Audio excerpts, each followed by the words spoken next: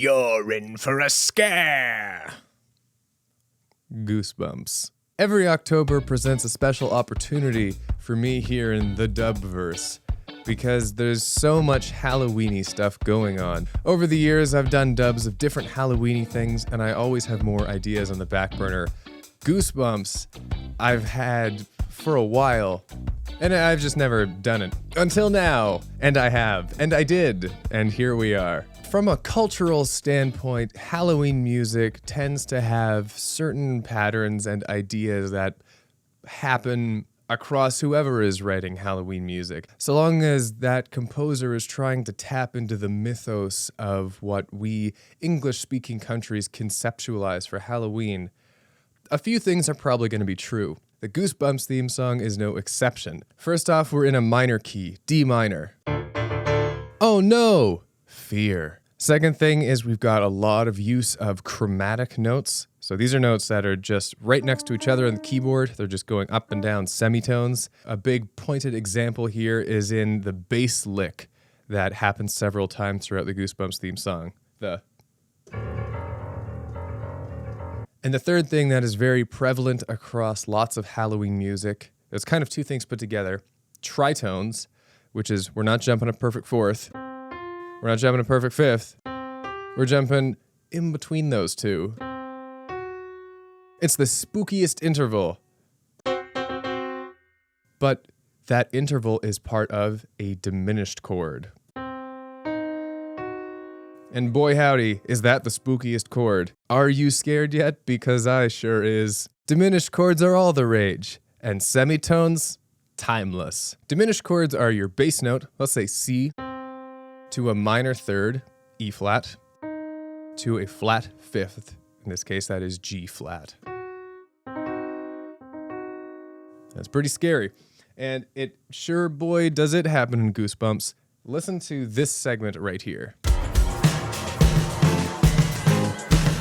The reason these Halloween-y techniques feel so uncomfortable to us and why we associate it with scary things is because our brains are rooted in a different area of music. Like that goes back hundreds of years. Classical music is like late 18th century, and that's where a lot of our basic chord traditions came from. Baroque, which happened before then, was all wild and crazy and technically insane, and the classical music became really simple as a response to that, and we just had these really pleasant, simple things going on. We've been sitting with those for like 300 years, 200 to 300 years. So it's deeply ingrained in our psychology to find that stuff comfortable, which is why when we go outside of that area, it becomes scary and foreign. And because Halloween is full of monsters and fear, we want our music to sound scary and foreign. To do that, we use techniques like diminished chords, like minor keys, like tritones. How cool is that? That space between familiar and uncomfortable is something I really wanted to play with. The main Goosebumps riff is this. And it's sitting on a D bass. And then what happens in the original is it drops away. There's no bass. Listen to this.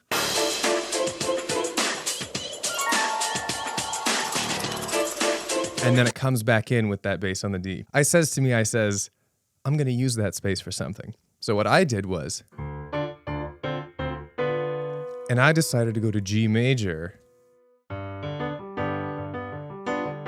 G7. The main reason I did that is one, because we're suddenly into a major chord, and that sounds really different harmonically, and that's got some good interest to it. And the other reason is because the melody leads me in there.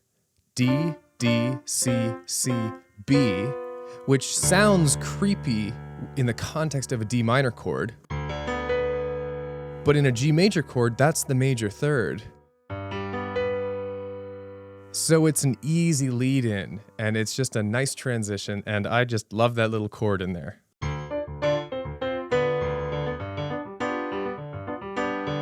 That's what dubs are all about for me. It's taking the original and doing something new with it, framing it in a different portraiture. And honestly, apart from that big G major change, I don't do too much. In some dubs, I go to the forefront and try and make things about me and have a lot of influence and impact and change it a lot. and my changes are the focus. And in other dubs like this one, I take more of a back seat and let the original shine while just trying to prop it up and create a better foundation for it to rise up from. As always, I hope you enjoyed.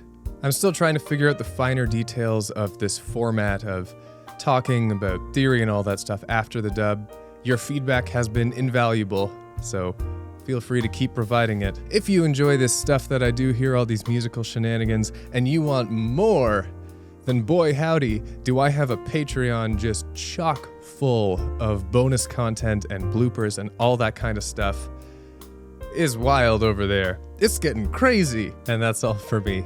Stay scary, my friends. Bye.